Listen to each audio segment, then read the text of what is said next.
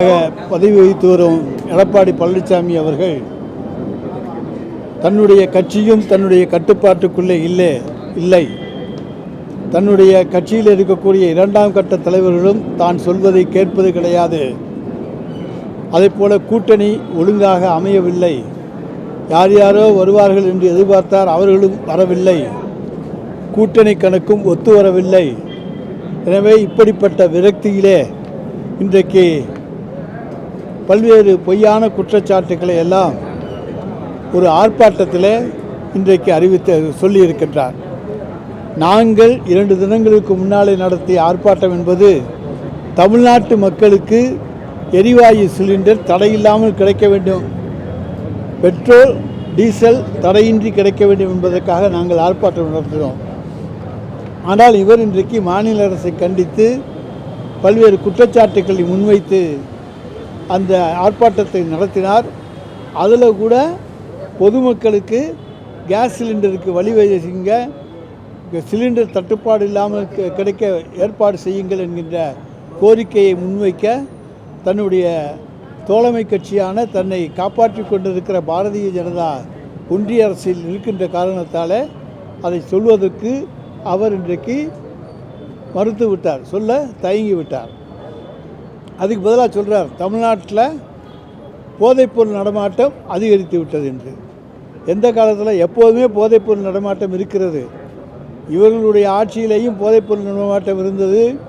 குட்காவுக்காக ஒரு அமைச்சர் மீதே எஃப்ஐஆர் போடப்பட்ட காலமெல்லாம் இவருடைய ஆட்சியிலே. அதேபோல் நடிகர்களுக்காக போதைப்பொருள் கொடுத்ததுக்காக பிரசாத் என்பவர் அங்கே அன்றைக்கு கைது செய்யப்படுகிறார். அவர் ஐடி விங்கை சேர்ந்தவர். அதற்கு பிறகு அவர் நீக்கப்படுகிறார். இப்படி போதைப்பொருள் சப்ளை செய்கின்றவர்களையே தன்னுடைய கட்சியிலே வைத்துக்கொண்டு அதற்கு காரணமாக எஃப்ஐஆர் போடக்கூடிய குற்றவாளிகளை கூட தன்னுடைய கட்சியிலே வைத்துக்கொண்டு இன்றைக்கு தமிழ்நாட்டிலே போதைப்பொருள் நடமாட்டம் அதிகமாகின்றார். தமிழ்நாட்டில் எங்கேயுமே போதைப்பொருள் உற்பத்தி கிடையாது. காண்ட்லா துறைமுகம் என்று குஜராத்தில் இருக்கிறது. அதானியுடைய துறைமுகம் சுதந்திரமான துறைமுகம். அங்கிருந்து தான் நிறைய போதைப்பொருள்கள் வெளியே வருகின்றன என்பது அகில இந்திய ரீதியிலேயான குற்றச்சாட்டு. அதனுடைய கடைமடை பகுதி தான் தமிழ்நாடு. எனவே இந்தியாவினுடைய பல்வேறு மாநிலங்களிலே அந்த போதைப்பொருட்கள் பல அளவுக்கு சென்றிருக்கும். ஆனால் தமிழ்நாடு என்பது கடைப்படை பகுதியாக இருப்பதாலே நம்முடைய காவல்துறையும் அங்கே உள்ள செக் போஸ்ட் போன்றவற்றிலும் இயன்ற அளவுக்கு தடுத்து நிறுத்தி இருக்கிறோம். அந்த தடையை மீறி ஒரு சில போதைப் பொருட்கள் தமிழ்நாட்டுக்குள்ளே வந்திருக்கலாம். அதையும் இன்றைக்கு காவல்துறை கண்டுபிடித்து அவர்கள் மீது வழக்குகளை போட்டு கொண்டிருக்கின்றோம். இன்னொரு சொல்கிறார், பள்ளிக்கூடத்துக்கு அருகிலே போதைப் பொருட்கள் விற்கப்படுகின்றன என்று. எங்கேன்னு சொன்னால் உடனடியாக நாங்கள் நடவடிக்கை எடுக்க தயாராக இருக்கிறோம். ஏன்னால் எங்களுடைய காவல்துறையினர், எங்கள் மாண்புமிகு தமிழ்நாடு முதலமைச்சர் அவர்கள் பள்ளி கல்லூரிகளுக்கு அருகிலே இருக்கக்கூடிய கடைகளிலே போதைப்பொருள் நடமாட்டம் இருக்கிறதா என்பதை கண்டு அது மீது உடனடியாக நடவடிக்கை எடுக்க வேண்டும், அதை தடுக்க வேண்டும் என்று கட்டளையிட்டிருக்கிற முதலமைச்சர் தான் மாணவர்கள் மீது பாசம் கொண்டிருக்கிற நம்முடைய தமிழ்நாடு முதலமைச்சர் அவர்கள் ஆவார்கள். இப்போ சொல்கிறார் 276 படுகொலைகள் இந்த 75 நாளில் நடந்துச்சுன்னு. அவங்க ஆட்சியில் எத்தனை என்பதை அவர் சொல்ல முடியுமா? 10 ஆண்டு கால ஆட்சியிலே எத்தனை படுகொலைகள் என்பதை எங்களுடைய டிஜிபி புள்ளி விவரத்தோடு சொல்லியிருக்கிறார். அந்த புள்ளி விவரத்தை மறுத்து ஏதாச்சும் புள்ளி விவரத்தை எடப்பாடி சொல்லியிருந்தால் அது நியாயம். உங்கள் ஆட்சியில் இத்தனை படுகொலைகள் நடந்திருக்கின்றன என்பதையும் ஒவ்வொன்றையும் புள்ளி விவரத்தோடு ஒவ்வொரு ஆண்டுக்கும் சொல்லியிருக்கின்றோம். எனவே அதிமுக ஆட்சியை விட இன்றைக்கு சட்டம் ஒழுங்கு காப்பாற்றப்பட்டு மக்கள் பாதுகாக்கப்பட்டு பாதுகாப்போடு இருக்கிறார்கள். இன்றைக்கி பெண்கள் மீது இன்றைக்கு திடீர்னு என்று பாசம் எடப்பாடி பழனிசாமிக்கு வந்திருக்கு. ஏன்னா சர்வேக்களில் நாங்கள் சர்வேயை நம்புவதில்லை. ஆனால் சர்வேயில் 80% பெண்கள் திராவிட முன்னேற்றக் கழக கூட்டணிக்குத்தான் வாக்களிக்கப் போகிறார்கள் என்கின்ற தகவல்கள் வருகின்றன. எனவே பெண்கள் ஓட்டுக்களை தடுக்க வேண்டும். ஒன்றிய பாஜக அரசுக்கு எப்போவுமே இந்த 100 நாள் வேலையெல்லாம் பிடிக்காது. பெண்கள் சம்பாதிப்பது, சுய வேலைவாய்ப்பு திட்டத்தின் மூலமாக சம்பாதிப்பது, இதெல்லாம் அவர்களுடைய எஜமானரான பாஜகவுக்கு பிடிக்காது. எனவே இருவரும் இன்றைக்கு சேர்ந்து இன்றைக்கு தமிழ்நாட்டிலே பெண்களை அச்சப்படுத்துகின்ற வகையிலே ஏதோ பெண்களுக்கு பாதுகாப்பு இல்லை என்பதைப் போல ஒரு போலி நாடகத்தை உருவாக்க முயற்சிக்கிறார்கள். அது தடுத்தறியப்படுகிறது, தகர்த்தறியப்படுகிறது. ஏனென்றால் நாங்கள் பார்க்கின்ற ஒவ்வொரு இடத்திலும் இரவு 11 மணியானாலும் பெண்கள் பேருந்தில் வந்து இறங்கி நடந்து கிராமத்தில் செல்லுகிற காட்சியை காணுகிறோம். எனவே நீங்களும் பத்திரிகை நிருபர்கள் இருக்கிறீர்கள், எந்த ஊருக்கு வேண்டுமென்றாலும் போய் பார்த்து கொள்ளலாம். ஆனால் ஒரு சில சம்பவங்கள் அங்கங்கே நடந்திருக்கலாம். ஆனால் அதை எங்களுடைய காவல்துறை உடனடியாக கண்டுபிடித்து உரிய நடவடிக்கைகளை எடுத்துக்கொண்டு வருகின்றோம். விழிப்புணர்வோடு இந்தியாவிலே பணியாற்றுகிற காவல்துறை தான் நம்முடைய தமிழ்நாடு காவல்துறையாகும். அது எடப்பாடி பழனிசாமிக்கு மறந்து போய்விட்டது. அப்புறம் அவர் பிரச்சார பயணத்தை தொடங்கினார். கடந்த மாதம் ஒரு 3-4 நாள் பிரச்சார பயணம் போயிட்டு நிறுத்திட்டார். ஏன்னா அதிலேயும் தோல்வி. பிரச்சார பயணத்தில் தோல்வி கண்ட ஒரு தலைவர், அரசியல் தலைவர் இருக்கிறார்னா அது எடப்பாடி பழனிசாமி தான். இப்போ திருப்பி தொடங்க போகிறேன்னு சொல்லியிருக்கார். காரணம் எலெக்ஷன் போய்த்தான் ஆகணும், அதனால் போவார். ஆனால் மக்கள் எடப்பாடி பழனிசாமியையோ அவர்களுடைய கொள்கையையோ நம்ப தயாராக இல்லை. அங்கே இருக்கக்கூடிய அப்பாவி தொண்டர்கள் இன்றைக்கு கஷ்டப்பட்டு கொண்டிருக்கிறார்கள். இப்படிப்பட்ட மோசமான தலைமை நமக்கு வந்து விட்டதே என்று வருத்தப்பட்டு கொண்டிருக்கிறார்கள். அங்கே இருக்கக்கூடிய பலர் வெளியேறி விட்டார்கள். எனவே இன்றைக்கு கட்சி ஊசலாடி கொண்டிருக்கிறது. எனவே எப்பாடுபட்டாவது தன்னுடைய கட்சி தலைவர் பதவியை, பொதுச் செயலாளர் பதவியை தக்க வைத்து கொள்ள வேண்டும் என்கின்ற ஒரே இலக்கோடு தான் அவர் இன்றைக்கு அதிமுகவை நடத்தி கொண்டிருக்கிறார். தேர்தலில் வெற்றி பெற வேண்டும் என்கின்ற ஆர்வமோ எதுவும் அவருக்கு கிடையாது. அவரை பொறுத்த வரைக்கும் ஒரே ஒற்றை இலக்கம் எதிர்க்கட்சி, அதாவது அதிமுகவுக்கு தான் தலைவராக, பொதுச் செயலாளராக இருக்க வேண்டும். அதுபோல் நிறைய புதிய போட்டியாளர்கள் வந்திருக்காங்க. அதனால் அவருக்கு அதிருப்தி அடைஞ்சிருக்கார். அவங்க நம்மளோட போயிட்டு எதிர்க்கட்சி தலைவர் பதவி நமக்கு இல்லாமல் செஞ்சுடுவாங்களோ என்கின்ற அச்சம் இன்றைக்கு எடப்பாடி பழனிசாமிக்கு வந்திருக்கிறது. எது எப்படி ஆனாலும் எங்களை பொறுத்த வரைக்கும் நாங்கள் ஒன்றை மட்டும் உறுதியாக சொல்லுகிறோம். வரப்போகிற தேர்தலிலே எங்களுடைய மாண்புமிகு தமிழ்நாடு முதலமைச்சர் அவர்கள் சொன்னதைப் போல 200 தொகுதிகளுக்கு மேலே எங்களுடைய கூட்டணி வெற்றி பெறுவது உறுதி. அந்த அளவுக்கு எங்களுடைய கூட்டணி நல்ல பலம் வாய்ந்த கூட்டணி, மக்களிடத்திலே இன்றைக்கு வரவேற்பை பெற்றிருக்கிற கூட்டணி. எடப்பாடி பழனிசாமி பெண்களுக்கு இன்றைக்கி பாதுகாப்பு இல்லைன்னு சொல்கிறாரு. அவங்க கேஸ் நிறைய வருதுன்னு சொல்கிறாங்க.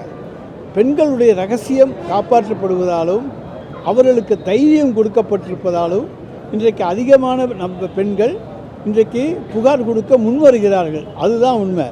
கடந்த காலத்தில் எடப்பாடி ஆட்சி காலத்தில் ரகசியம் காக்கப்படவில்லை.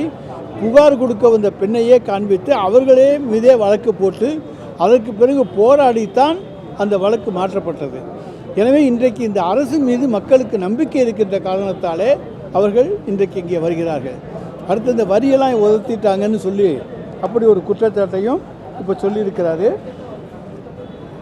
அதை ஒன்றிய அரசு 15வது நிதி ஆணையம் தனது அறிக்கையில் 2022-23 ஆண்டு முதல் உள்ளாட்சி அமைப்புகள் மானியம் பெறுவதற்கான தகுதியை பெறும் பொருட்டு 2021-22 ஆண்டில் சொத்து வரி தள விகிதங்களை ஃப்ளோர் ரேட்ஸ் அறிவிக்க செய்ய வேண்டும். மாநிலத்தின் மொத்த உள்நாட்டு வளர்ச்சிக்கு ஏற்றவாறு ஆண்டுதோறும் சொத்து வரி விகிதத்தை உயர்த்திட வேண்டும் என்று நிபந்தனைகளை விதித்துள்ளது. எனவே அதுக்கு காரணம் ஒன்றிய அரசை தவிர நாங்கள் அல்ல. எனவே அந்த ஒன்றிய அரசை போய் கேட்டுக்கொள்ள வேண்டும். இன்றைக்கு ஒடிசா மாநிலம் அது அமைதியாக இருந்தது. பாரதிய ஜனதா கட்சி ஆட்சிக்கு வந்த பிறகு இன்றைக்கு அங்கே எத்தனை கலவரங்கள், எத்தனை கலாட்டாக்கள் போய் பாருங்கள் தெரியும். இதுதான் பாஜகவினுடைய உண்மை முகம். எனவே தமிழ்நாடு அமைதி பூங்காவாக விளங்குகிறது. இங்கே எந்த விதமான அதிருப்திகளுக்கும் இடமில்லை. எனவே தான் இன்றைக்கு திராவிட மாடல் ஆட்சியை மக்கள் எதிர்பார்த்து கொண்டிருக்கிறார்கள். அது தொடர வேண்டும் என்பதுதான் அவர்களுடைய ஆசை. இதை எடப்பாடி பழனிசாமியால் பொறுத்து கொள்ள முடியாமல் பொய்யான குற்றச்சாட்டுகளை சொல்லுகிறார். ஆதாரத்தோடும் புள்ளி விவரங்களோடும் சொல்லுங்கள் என்று சொல்லியிருக்கிறோம். அவருக்கு ஆதாரமும் கிடையாது, புள்ளி விவரமும் கிடையாது. எனவே அதை சொல்லுங்கள். எங்கள் கூட்டணி பேச்சுவார்த்தை நடந்து கொண்டு இருக்கிறது. 23ஆம் தேதி வரைக்கும் எங்களுக்கு நேர்காணலும் பேச்சுவார்த்தையும் இருக்குது. அதுக்குள்ளே முடிச்சிருவோம்.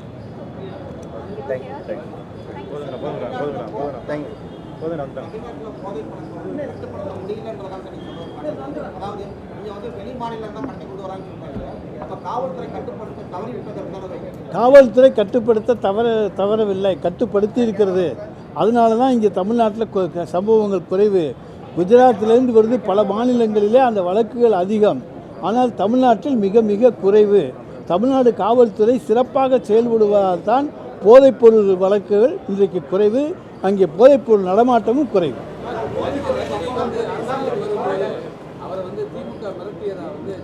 சார், ஏற்கனவே நாங்கள் சொல்லிட்டோம். அதுக்கு பதிலாக ரஜினிகாந்த் ஒரு சூப்பர் ஸ்டாரு, அவருக்குன்னு ஒரு மன்றம், ரசிகர் மன்றம் எல்லாமே இருக்கிறது. அவரை மிரட்டி யாரும் பணிய வைக்க முடியாது என்பதை நாங்கள் ஏற்கனவே சொல்லியிருக்கிறோம்.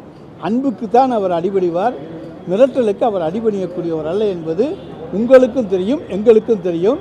திராவிட முன்னேற்றக் கழகத்துக்கு வேண்டிய நெருங்கிய நண்பர், எங்களுக்காக 96 குரல் கொடுத்தவர். அவரை மிரட்ட வேண்டிய அவசியம் திமுகவுக்கு கிடையாது.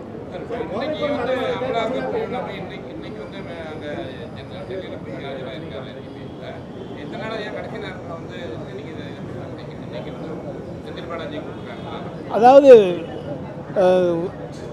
இன்னொரு கட்சியினுடைய தலைவர் அந்த கரூர் சம்பவத்துக்கு காரணமானவர் செந்தில் பாலாஜி மீது சில குற்றச்சாட்டுகளை சொன்னதால் அமலாக்கத்துறை அழைத்திருக்கிறது. அதற்கு தகுந்த விளக்கத்தை கொடுக்கக்கூடிய தைரியமும் ஆற்றலும் திறமையும் செந்தில் பாலாஜிக்கு உண்டு. அவர் அதுக்கு தகுந்த விளக்கத்தை அங்கே தருவார்.